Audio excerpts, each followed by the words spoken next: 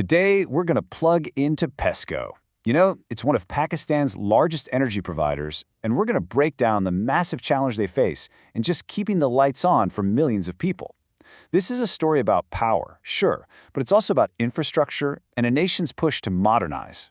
I mean, just think about that question for a second. How do you actually power an entire province? You've got these huge, sprawling cities, you've got remote mountain villages, and critical industrial centers.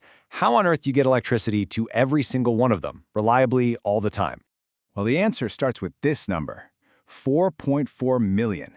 That's over 4.4 million homes, businesses, farms, factories, all of them expecting that spark, that instant power, the second they flip a switch. And here's the wild part. All of them, across the entire province of Khyber Pakhtunkhwa, are depending on a single state-owned utility to make it happen. And that company is PESCO. Okay, so what exactly is PESCO? Let's dive in and get a closer look at the company that's pretty much the energy lifeline for this entire region.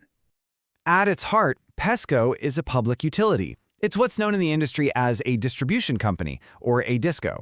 So what does that mean? It means their one job, their essential function, is to take electricity from the big national grid and actually deliver it to the people of Khyber Pakhtunkhwa.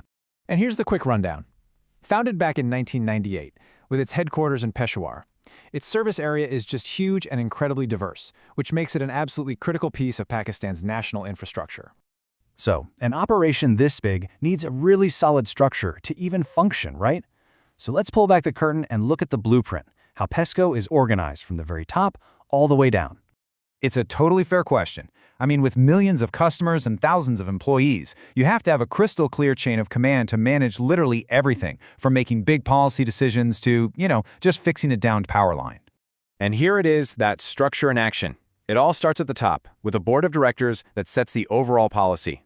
That flows down through the CEO to various managers and engineers who oversee specific regions and divisions. But really, it all comes down to the line staff. These are the teams on the ground, the real heroes who are out there every single day keeping the system up and running.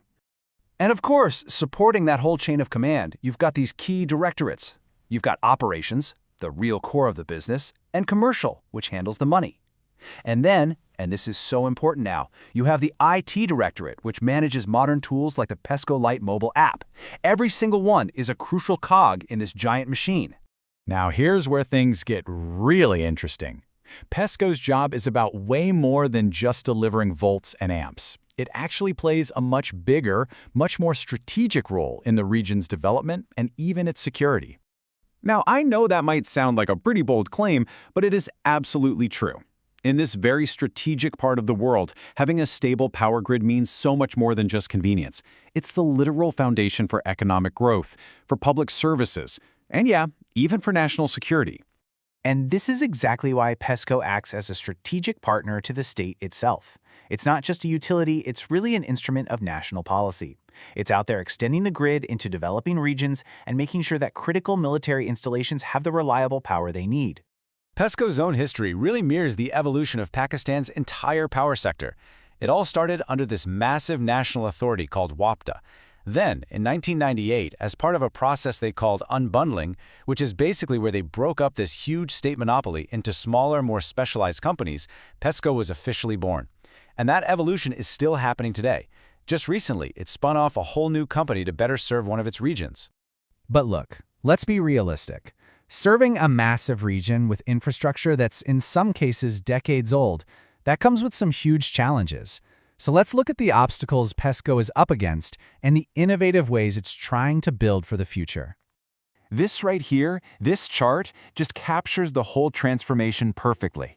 The old grid was just plagued with problems like energy losses and widespread theft. The modern grid tackles this stuff head-on, with things like theft-resistant cables and smart meters. Those smart meters give both the company and you, the consumer, real-time data to manage usage and spot problems instantly. It is a massive technological leap forward.